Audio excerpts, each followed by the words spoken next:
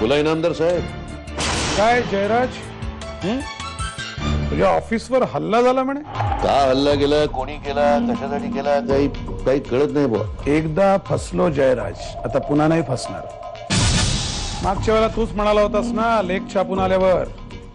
तोंडावर सांगतो मीच छापलाय तो लेख. आता मी सांगतो तुझ्या तोंडावर, मीच करवलाय तो हल्ला. जा जा जा, सिद्ध कर जा. हे असेच गेम खेळत राहिलास ना माझ्या विरुद्ध, तर एक दिवस तुझ्या डोक्यात पडेल. हॅलो पंटर, कुठेस? येतेस ना? तेच कळवायला फोन केलाय. पण का, काय झालं? पप्पांनी इनामदारांविरुद्ध लेख लिहिलेत ना, त्यामुळे पप्पांच्या ऑफिसवर हल्ला झाला, तोडफोड केली आणि पप्पांचे पीए आहेत ना माने काका, त्यांच्यावर पण हल्ला झालाय. ठीक आहे, मी सांगतो भाऊंना. कधीही काही होऊ शकतं. मला एकटीला घराबाहेर नाही पडता येणार. हा ठीक आहे, मी सांगतो भाऊंना. अरे काय माणसं काय. भाऊ, शिवानीचा फोन होता. काय काय म्हणते? ती येऊ नाही शकत आहे, तिच्या वडिलांच्या ऑफिसवर हल्ला झालाय. पोलीस चौकशी चालू आहे. हे सगळं कोणी केलंय ते कळेलच. एकदा नावं कळली की तुम्हाला सांगतो. मात्र तुम्ही मीडियावाल्यांना एक विनंती आहे माझी, उगाच त्याआधी मीठ मसाला लावून बातम्या देऊ नका. एकदा नाव कळू दे, मग लावा हवा तेवढा मीठ मसाला. पण माझ्या निरपराध माणसांवर हल्ला करणाऱ्यांना मी सोडणार नाही.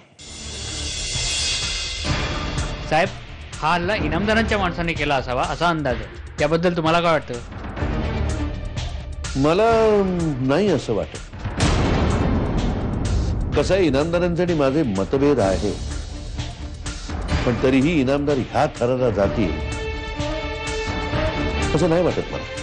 धन्यवाद, येतो आम्ही. जय महाराष्ट्र. जय महाराष्ट्र. हॅलो शिवानी. हा भागू, बोल. सॉरी, तुला थोडा त्रास देते. नाही, बोल. तुला मी म्हणाले होते ना, काय? हेच की माझा बाप, सॉरी, माझे वडील आत आहेत, तर तुझे वडील सोडवू शकतात का? मग पुढे काही. पप्पा घरी आले की मी त्यांचा मूड बघून त्यांच्याशी बोलते. हो चालेल शिवानी, थँक्स. पत्रकारांशी खोटं का बोलत होतो? काय खोटं बोललो मी? की हल्ला इनामदारांनी केला नाही. अरे तो हल्ला इनामदारांनीच केला, दुसऱ्या कुणाचं कामच नाहीये. हळू बोल. तुझ्या मैदानावर नाहीयेस तू, बंदिस्त जागेमध्ये आहेस.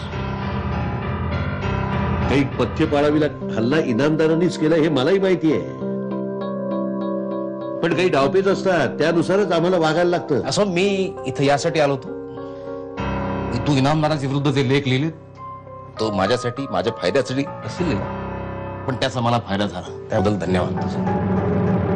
आणि तुझ्या हाताखाली खूप माणसं, तरी इनामदाराच्या विरुद्ध लढताना काही मदत लागली तर मला सांग. शिवानीच्या डोक्यातून कबड्डीचं भूत काढून टाकायचं. ठीक आहे, मी वत्सला वहिनींना सांगतो की जयराजच्या डोक्यातून राजकारणाचं भूत काढा म्हणून.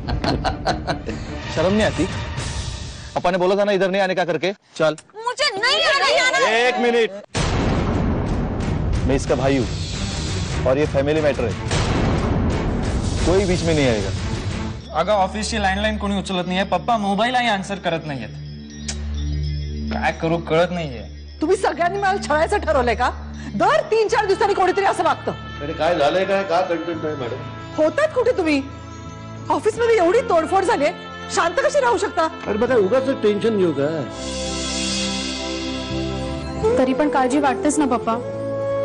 आणि वर ही आई सतत टेन्शन वाली इतकी बडबड करत असते ना की ऐकणाऱ्याचे मनात वाईट विचार येतात. असा सगळे मिळून माझी टिंकल करा. अरे काय चाललंय यार? भाऊ, अहो एक प्रॉब्लेम झालाय. काय? आता ढोकळाचा भाऊ आला होता आणि तिला ओढत घेऊन गेला. आम्ही काही त्याला ओळखत नाही, त्यामुळे आम्हाला कळेना काय करायचं ते.